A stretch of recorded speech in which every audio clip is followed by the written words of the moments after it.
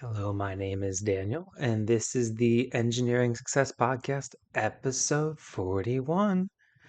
We are back 2 weeks in a row with an interview, this time with Steph Gillies of Avant Career Services.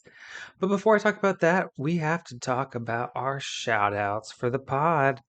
So if you want to join John Ott, shout out to John Ott, our top tier supporter of the podcast. In supporting the podcast, you can contribute to the podcast either on our Patreon or on our Spotify for podcasters link down in the description box down below. $10 a month gets you a shout out at the beginning of every single episode for your name, your business, your favorite career quote, anything safe for work, honestly. You can get it shouted out at the beginning of every single episode. It's very affordable and it'll get you to all of my listeners at the beginning of every single episode of the podcast for as long as you've been subscribed. So all the podcasts that they get created while you're subscribed. Thank you, John, for your support. But yeah, we have a really fun interview coming up with Steph Gillies of Avant Career Services. She's an expert at helping her clients craft their career story and land the jobs that they want. And I am really excited for you guys to listen to this interview. Her and I had a blast filming it, and we talked a lot about personal branding, which is a topic that Luke and I talked about in a previous episode of the podcast. But why not talk about something this important just once? Let's talk about it more than once. And why not bring in somebody that is an expert on the concept? So, anyways, I'm really thankful that Steph joined us for this episode of the podcast. And hopefully, you get an ad, and we'll get you right after this break. Thanks. Hi, Steph. How you doing? I'm good. How are you? Good. Well, thank you for coming on to the podcast today. I'm so glad that you and I had the opportunity to meet through the online, what's the name of that group that we're in? It's Podcasters Connect. It's such a cool and phenomenal group. How long have you been a part of it?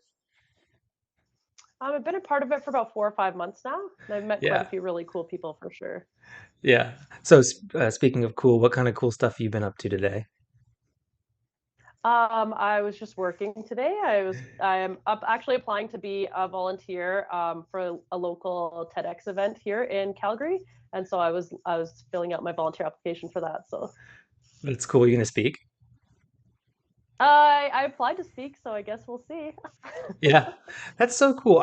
The TED concept is just such a fun concept. I've always dreamed of being a TED Talk person. So I've been doing Toastmasters for like the last 5 years, Mm, thinking maybe one day I'll be a good enough speaker to do a TED Talk. That's so that's a dream of mine. So I hope that you get to do that because that would be really exciting and you could live my dream vicariously for me.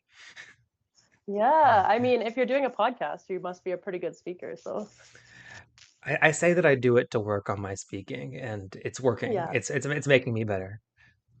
that's awesome. Sweet. So what had played just before this is that I will have given you an intro, and I would have talked about how awesome you are and how wonderful our interview was. But I want to kind of talk a little bit about your background, if that's okay with you. I want to know how you got into what you're doing now. So you have your Bachelor's of Social Work from the University of Calgary. So you're from Canada, Hmm. which is really cool Yeah. for me because Canada's much cooler, literally, than the United States. And and your first job out of college, you were doing program coordination with Big Brothers Big Sisters, which makes sense with the social work, and then you did leadership and life skills programming, but now you're a career coach and you help people tell their career stories. So at what point in your career did you realize that your passion was related to other people's careers and maybe not necessarily what you were doing whenever you first got out of college? Well, what's not listed on my LinkedIn profile is that between the ages of 18 and about 26, I had 32 jobs in Oh my 15 gosh. years. So I got really good at applying for jobs. I got really good at getting jobs, doing interviews, and all that kind of stuff. And so what I found was that I liked it so much that I started helping my friends and family with their resumes. I started helping them with their interview skills. And then I got certified as a resume strategist about 8 years ago. But then I was just, I was in my nonprofit job and I was happy doing that. So I just kind of didn't really do very much with it. But then when the pandemic hit, I was laid off of my job. And so I had a decision to make. I was like, do I, go back into the nonprofit world that I didn't completely love? Do I follow a passion and start a business, which is something that I've always wanted to do? And so I decided to jump in, and that was 2 years ago, actually in 2 years ago, that I started full time in my business. And here I am 2 years later, and that's kind of how I got started. That's so cool. I think it's so would you would you look at back on that? Would you say that that's been a blessing for you getting to kind of pursue the thing that you care about the most? Yes, absolutely. Yeah, I would have never quit my job to start a business because it's just so much more secure to be in a job, and it just Yeah. feels like a safety net even if you don't love it. And so it was kind of forced upon me. And so I'm lucky enough that my husband was supportive. And so when I jumped in, it was a really exciting time for me. That's awesome. I envy you. I envy you as somebody that has a job, and I Yes. spent all day today. I woke up at 4:45 in the morning, and then I drove an hour out into the middle of nowhere, and then I worked for 10 hours, well, 11, 10 and a half, 11, Mhm. 11 hours, and then I drove an hour and a half home, and now I'm here doing the thing that I love the most, with you. Yeah. For my business that makes negative dollars, I definitely envy you in your ability to have an actual business and not all the other things that I have. It was definitely really challenging to jump in, but it forced you to grow really fast because I had nothing else to do during the day except grow my business. So Yeah. it had good things and bad things for sure about it. Yeah. So let's talk about that a little bit. So your business is called Avant Career Services. So what does Avant Career Services do? I help people write their resumes and cover letters. I update people's LinkedIn profiles because LinkedIn is a game changer in the job search space. And then I help people with like job search strategy coaching, interview coaching, salary negotiation, anything that they need to help them get back to work quickly. Yeah. That's well, as you would know, as somebody that had to get back to work quickly 36 times. That is Yeah. that is an interesting anecdote. And I'll tell you that honestly, I think that if it may, well, you're the pro here at LinkedIn, but for me, I'm like, wow, she had 36 jobs. If I saw that on your LinkedIn, I'd be like, okay, this is the woman I need to go to now to learn how to apply for jobs. That's so cool. So you talked about LinkedIn and what this video will be titled, or this podcast episode, depending on how people listen to it. The main concept that we're talking about is our personal brand, and I know LinkedIn's part of that, and we'll get into that. So, again, the main topic of our video is personal branding. So, how does all of those things come together that you've described into a personal brand? What is a personal brand, and why is it important for somebody that's listening to this podcast or looking for a new job to know what their personal brand is, especially for my audience in engineering? Hmm. For sure. So a personal, like just like we think of a business brand. So you think of maybe like a big box store has a specific color, they have a brand, they have a product that they sell, and everyone kind of knows what that is. And so it's just the same when you're thinking about your job search, you're actually the product that you're trying to sell. So even everyone says, sales and marketing is only for business, but it's actually not true. All job seekers need to be in sales and marketing because their product is themselves. And so you need to create that brand that's consistent online with what your goals are and your dreams are. So everyone's personal brand will be a little bit different, even if you're in the same industry like engineering or whatever your industry is. Your Mhm. personal brand is personal to you and what your goals are, what you're trying to achieve with your career. And so you want your personal brand to reflect where you want to go. What I find a lot of people will write their personal brand based on where they are now. So they might write like, explain what they're doing, what their current job is. But what I encourage people to do is write towards where they want to be. So like if you want to be on that next step, if you want to be a manager, then you need to gear your information towards like showing your skills in the managerial space. And so just really deciding on what that future is, what that next step is for you, and then gearing your personal branding and all your resume, your cover letter, your LinkedIn profile.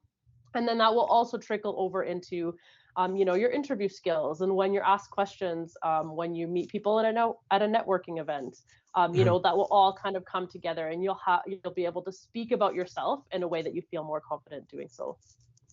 Yeah. So is a personal brand like I'm going off script, like a philosophy, or are there the tangible elements that go into a personal brand? Because you talked a lot about like, what you communicate, but like what are those elements of the personal brand? So the personal brand is really all the collateral that you kind of show online that you want hiring managers to see about you. Okay. So I do have some clients who will create a website that reflects, their accomplishments, maybe things that aren't appropriate to have on a resume, or maybe if they've done some really cool projects that they want to showcase, they'll have a website that they can direct people to so they can see more information. So, but it really is your resume, your cover letter, your LinkedIn profile, and any of that other marketing collateral that you want to share about yourself. So, whether that's a website, recommendations on LinkedIn, different things like that. Yeah, that makes sense. So whenever somebody comes to you to build that personal brand, what kind of process do you go through them in helping them understand what's relevant to them whenever they're trying to present their personal brand? The first thing to know when you're starting to create your personal brand is you need to know kind of what those goals are, like your career clarity, where you want your career to go, what your next step is. That's super important first step before you can really create an effective personal brand.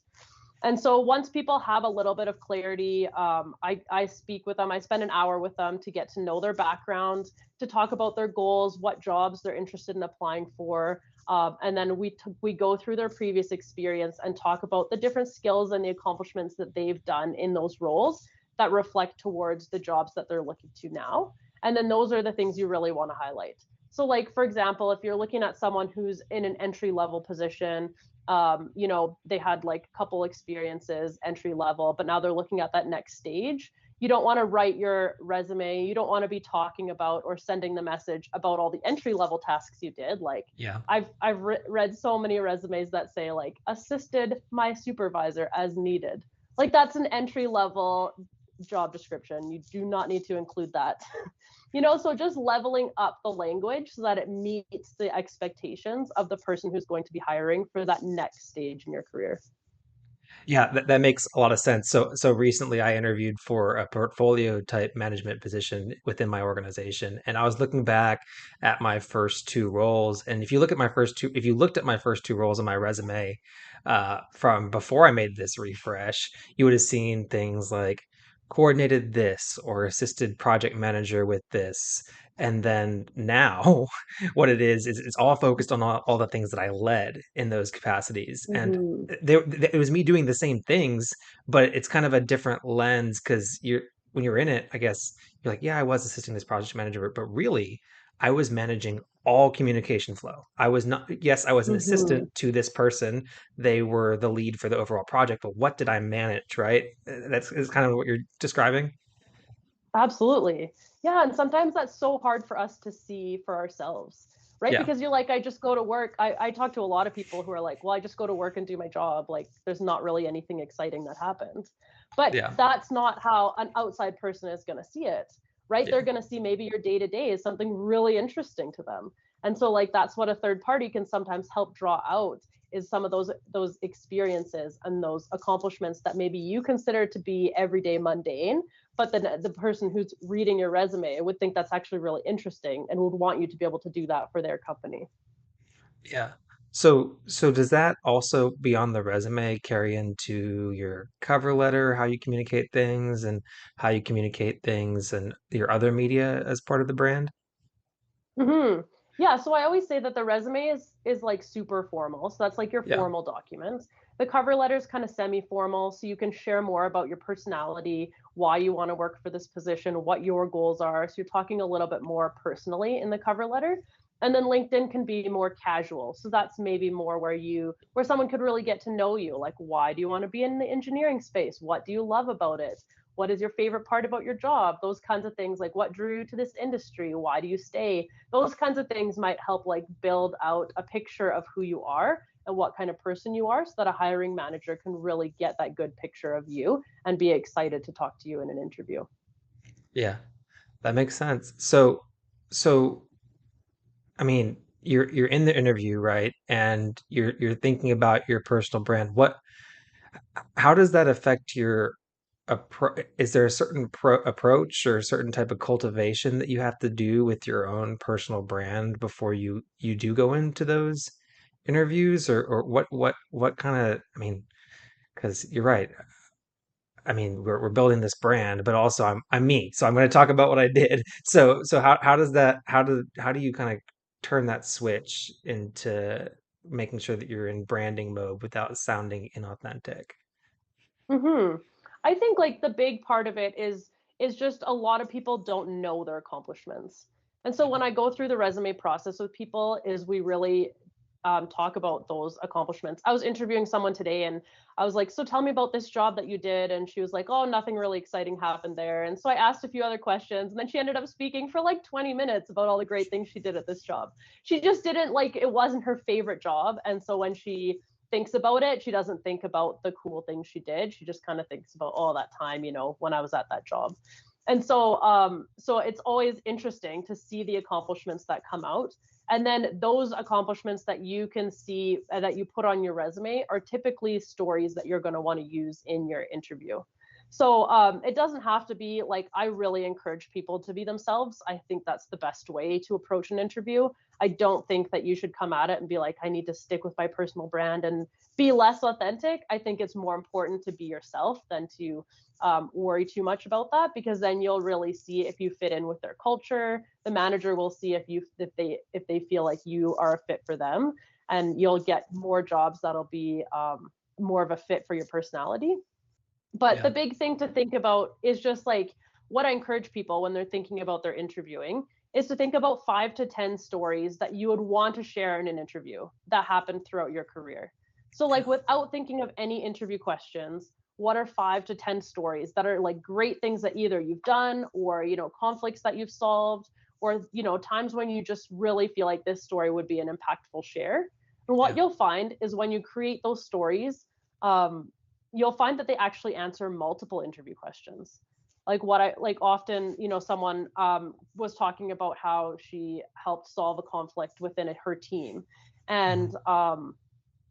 you that could be like problem solving, that could be solving conflict between coworkers, that could be leadership. Like, there's just so many competencies that that one story could speak to. And so when you're able to prepare these stories, you just come into your interview way better prepared than when you don't have them ready. Yeah, and I feel like it also kind of naturally makes the interview a little more natural. Like I had one recently where I was telling stories, and the guy, like halfway through the interview, he looked down at his paper and was like, "So I think we've covered all the things I was supposed to talk to you about," and it allowed the Yeah. conversation just to kind of flow beyond that into we kind of covered all the corporate stuff. And it's like, okay, yeah, cultural fit. I kind of got all that stuff. Now let's talk about all the really cool, exciting things. And you're right, having those stories prepared then allowed me to tell even more stories that Hmm. allowed me to show myself even stronger, which Right. is, I think, another side effect of already knowing those stories, because it's not necessarily like a call and response anymore. It turns more into a conversation, and because you have those stories and you're controlling the conversation, then you get to kind of control your branding message throughout the whole thing as well. Yeah, absolutely. Yeah. So speaking of being authentic, I I don't know if you know that I have a bit on my podcast where I do I watch people's posts on LinkedIn and I react to some of them because some of them are a lot. So I'm curious, what kind of engagement do you encourage people to have on LinkedIn whenever they're promoting their brand? Are there metrics? Is there types of involvement, types of groups, types of interactions that you encourage people to have and focus on whenever they're promoting their brand? I think that the biggest thing is to be authentic to yourself. A lot of my clients don't post because they just don't feel like that's something they want to do.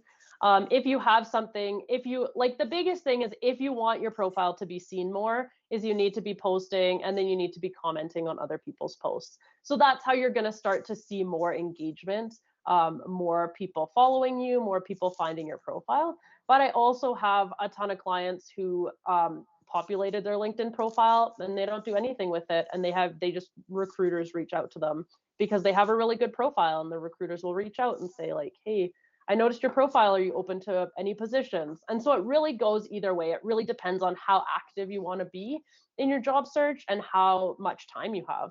Some of my clients are, unemployed. So they're like, yes, I want to engage on LinkedIn. I want to spend the time doing that, whatever I can do to get back to work. And other people, are working a 9 to 5 and they're, just looking for that next up level in their career. And so they're not spending time posting on LinkedIn or communicating with other people. But yes, I agree with you. Sometimes the posts can be a lot for sure.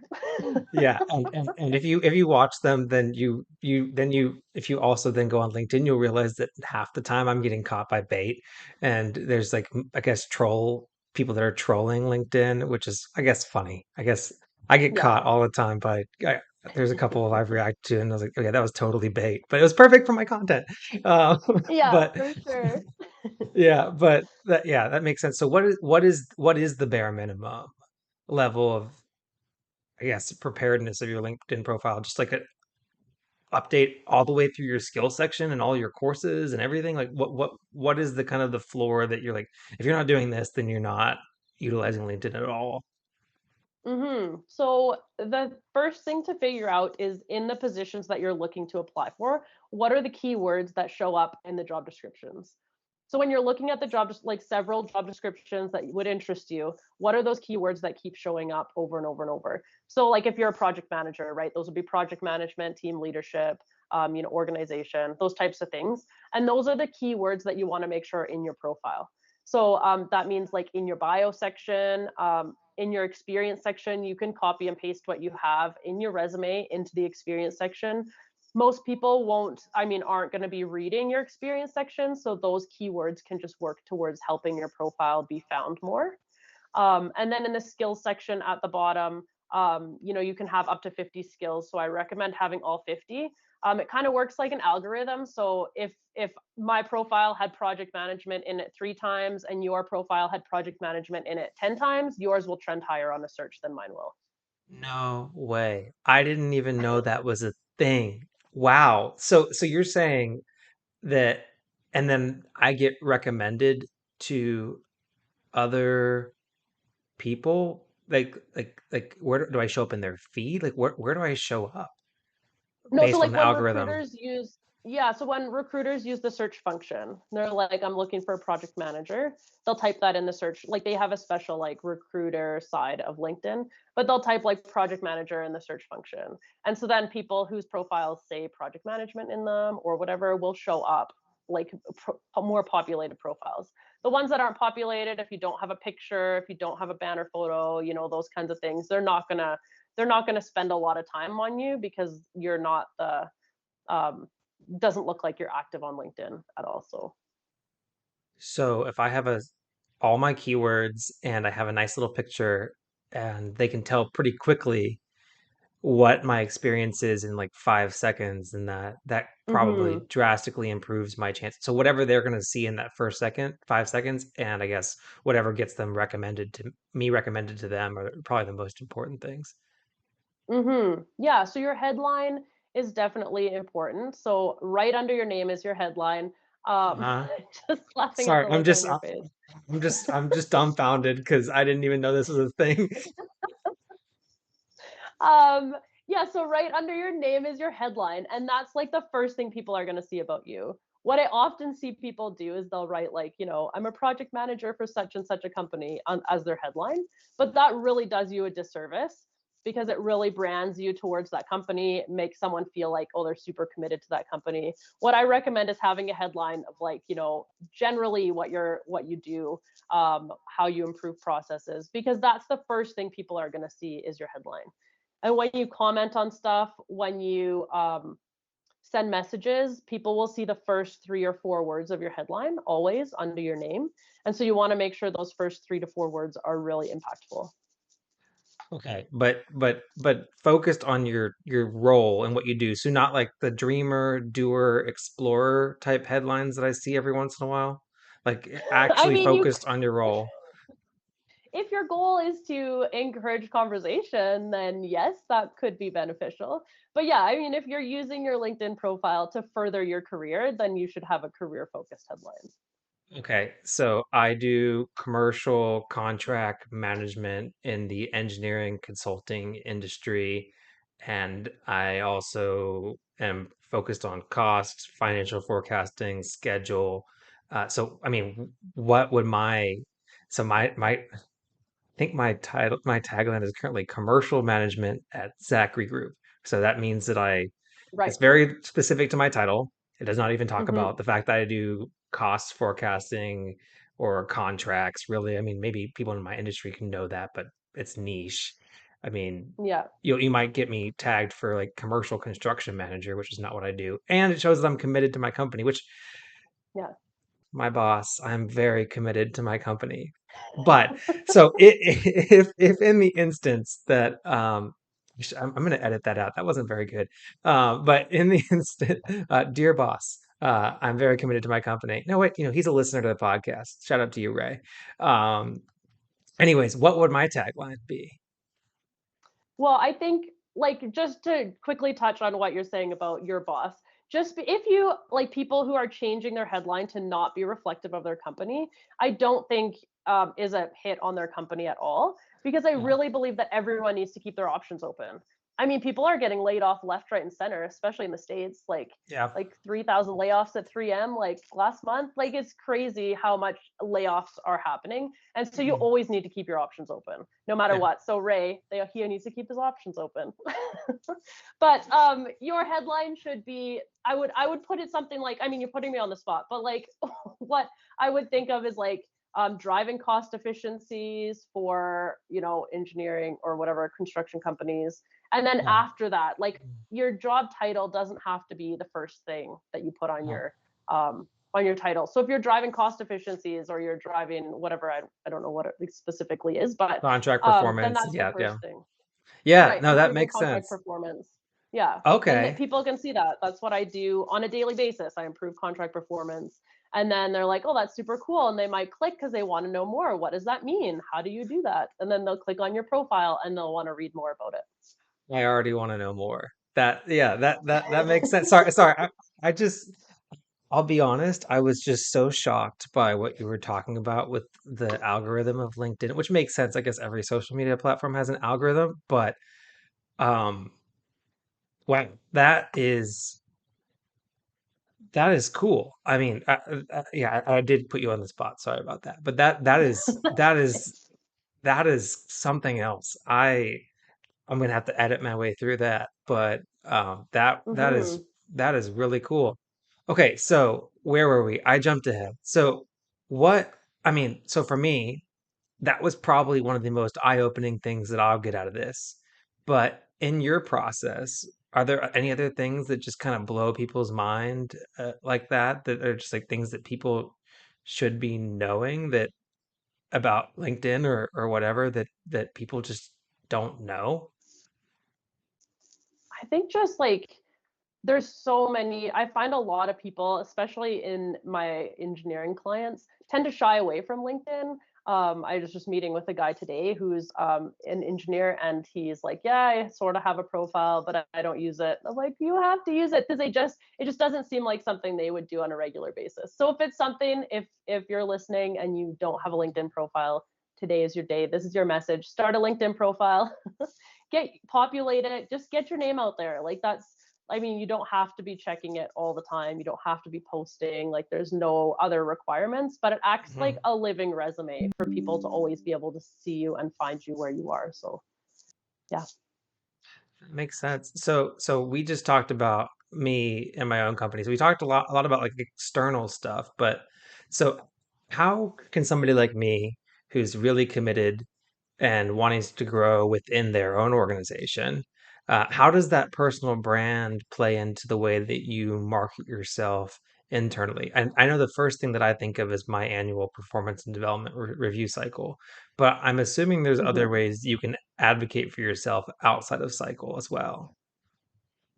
Yeah, absolutely. I mean, when you're out there online, when you're sharing your profile or you're commenting on stuff and you're with a company at the time, you're sharing that company as well, right? Yeah. So like companies should be appreciative of individuals who are sharing their sharing on LinkedIn, getting out there because they're also representing that company and that company's name is also getting out there as well. So I think, and also just like keeping track of those accomplishments can always be something that can, come back to like be reasons for a raise or be reasons for a promotion or, things that you can come back to. I've had clients who were like, I've been thinking about asking for a raise, but it's just been so hard to do that. And then we go through their accomplishments and we're like, last year you saved the company $1.3 million. Go back to them and say, I want a raise. I saved you $1.3 million. Can you cut me a little bit of that, right? Like, so Yeah. when you can really provide something tangible like that to the company, then it does offer you some additional opportunities that maybe wouldn't have been able to be done before. Yeah. And so one of the things I do is I keep a kudos folder in my inbox where I track like compliments and I track some of my accomplishments Mhm. throughout. But I'm wondering if there's any other daily habits that you encourage people to keep as part of that mindset of tracking accomplishments. Yeah, I think it's just like really making sure you do track it. I find a lot of people will come to me and they'll be like, "Oh, that job was 5 years ago. I don't have access to that information anymore." Like even like budget numbers, I couldn't tell you what the budget numbers are because I don't have access to that information and I can't remember. So like what you're saying, keeping a kudos file on your position is something people don't do.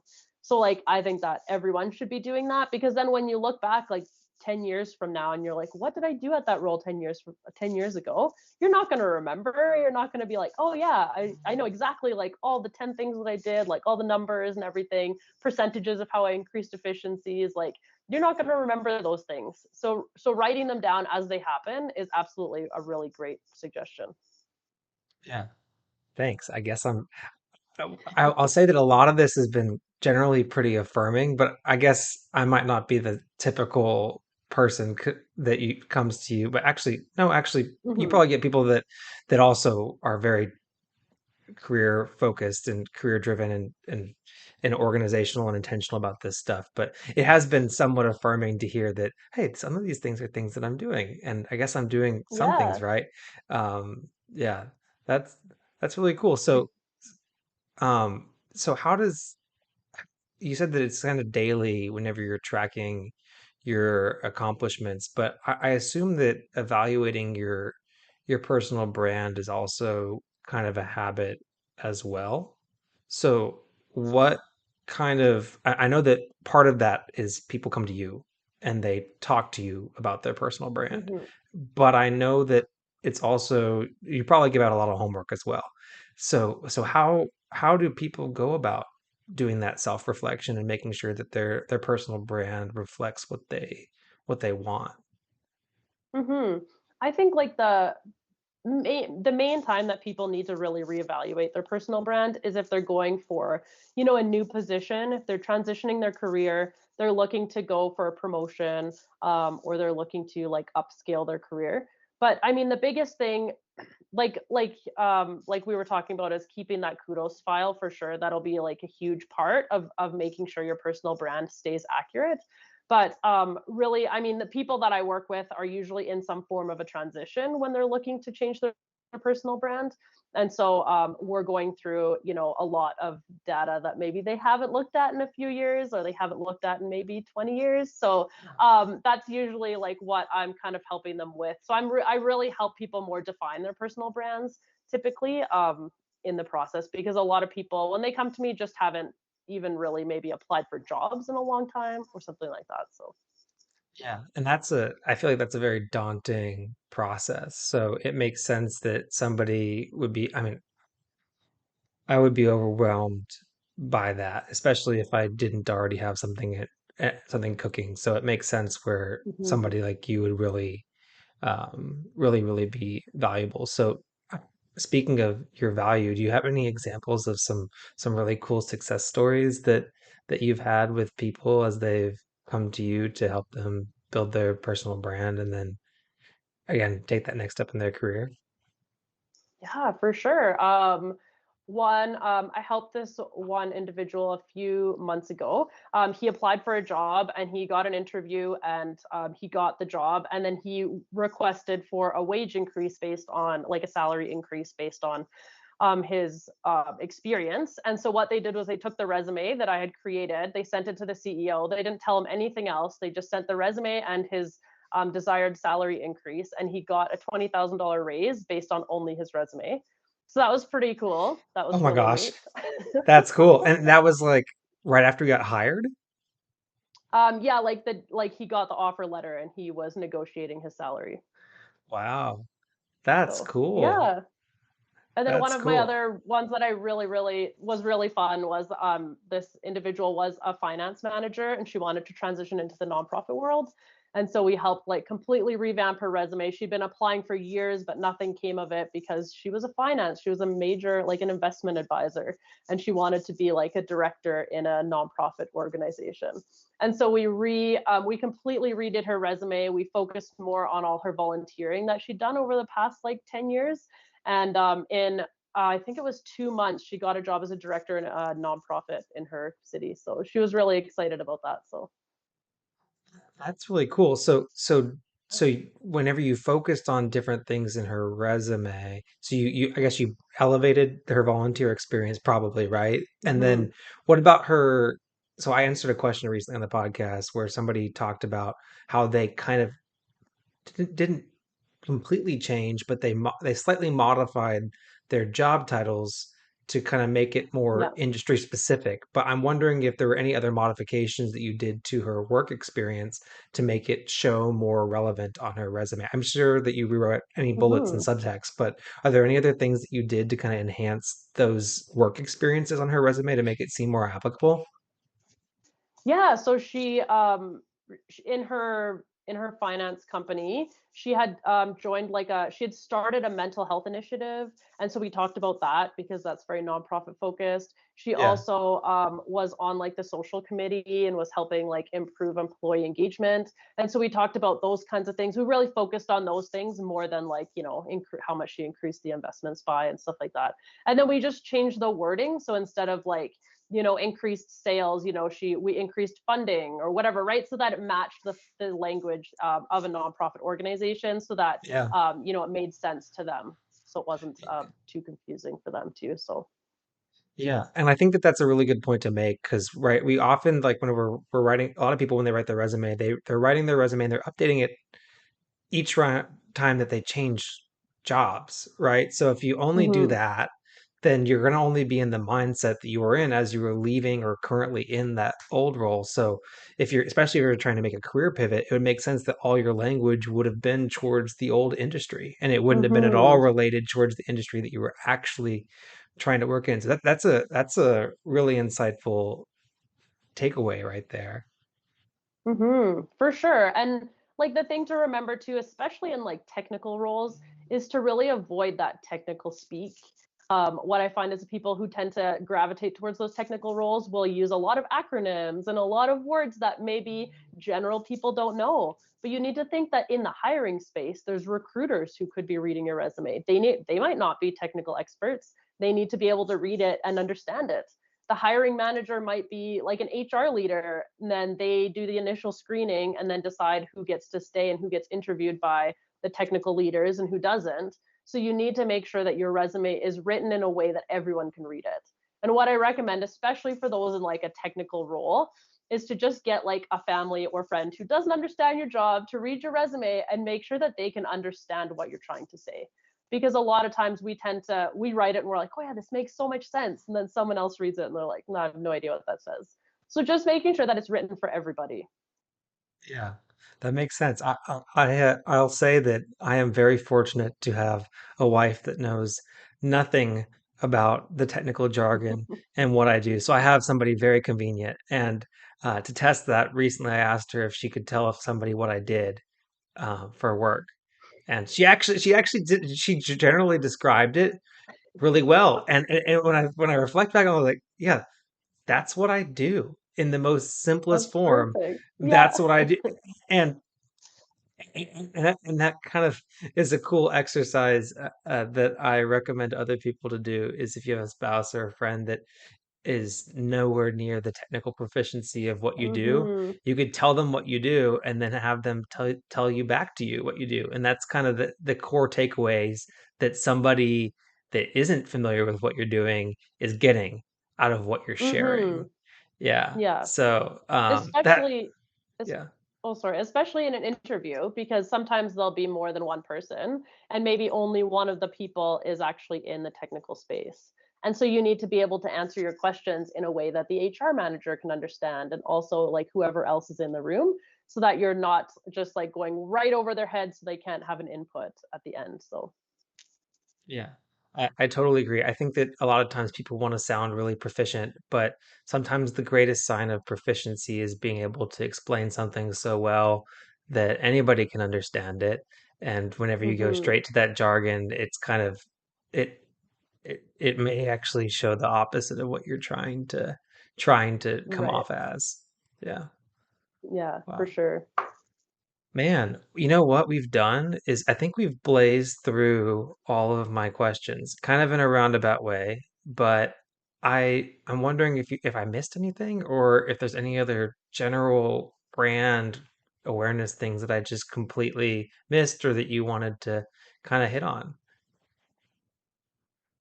No, I don't think so. I think that was Yeah. pretty much everything.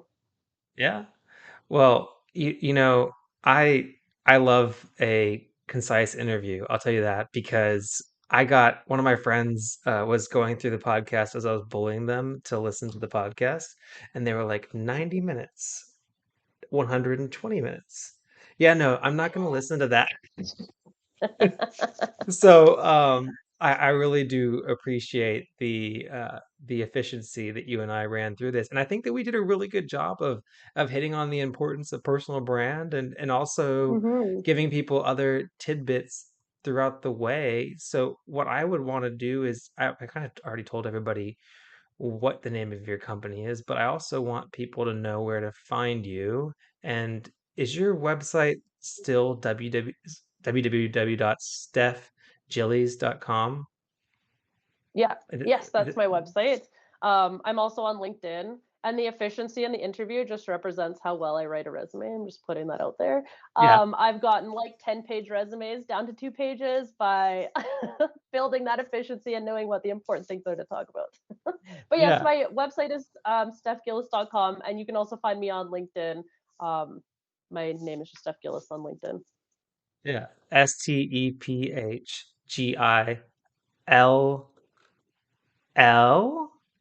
Hmm. IES. I can spell when I read, but it's very confusing because there's an I and then two I L's and know. another I, and you just can't. My brain is not capable of processing. But that's Steph, Stephgillies,